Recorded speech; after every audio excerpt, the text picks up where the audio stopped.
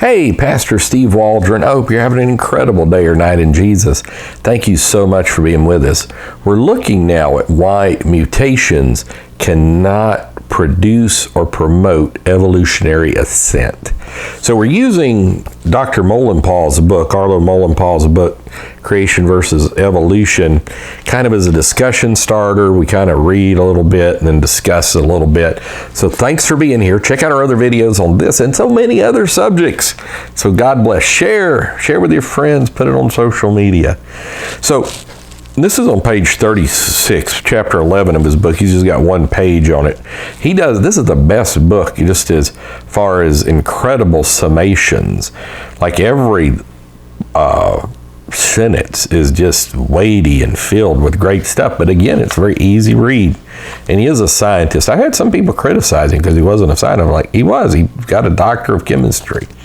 So what are mutations? Evolutionists propose that mutations are the mechanism whereby one species changes into another. We'll say this, kind of cutting edge evolution is looking at in vitro understandings of that it happens somewhere in the womb. But a mutation is assumed to be a real structural change in the hereditary material, which makes the offspring different from its parents. And that comes from Ricky Pavlou, I think. And he's got a great book on evolution, too. And so does Philip Johnson, Darwin on Trial, he's got here. But mutations might be caused by errors in copying the DNA's genetic code as well. So now, here's why, according to Dr. Mullenpaugh, mutations cannot produce evolutionary ascent. Now, nobody doubts that mutations can't change genetic structure, but it's not ascending. Mutations are random and not directed. Mutations are rare. Mutation rates in humans are approximately 1 per million gene duplications. Good mutations are extremely rare. 99.9% of all mutations are either harmful or lethal. For example, the normal fly has an average lifespan of 40 days, while those with a purple eye have a lifespan of 25 days. You know, you can bake the poor fruit flies all you want in microwaves, but it hinders them. Gamma rays hinders them. It doesn't produce new, better, stronger species of these things. You can cut off the tails of thousands of generations of mice.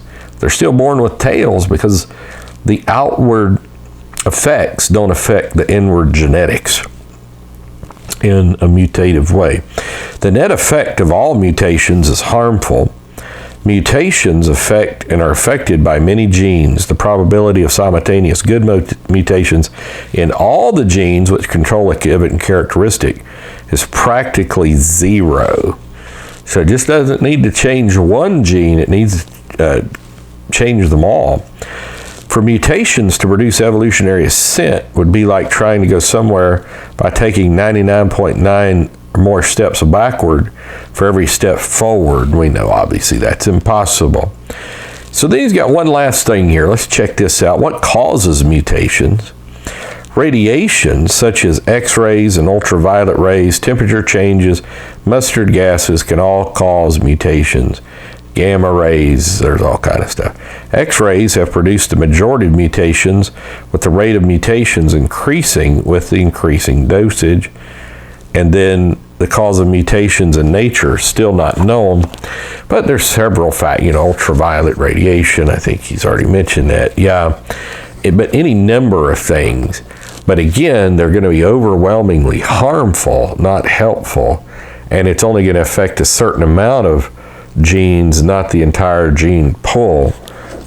And so nobody's ever seen mutations produce better species, regardless of many decades of experimentation in controlled environments, which the world at large is not necessarily a controlled environment. But God holds the whole world in his hands. Thanks for being here. Check out our other videos. Join us daily. Give us a thumbs up, share, and subscribe. Hit the bell notification. We'll see you later. God bless you. Bye-bye.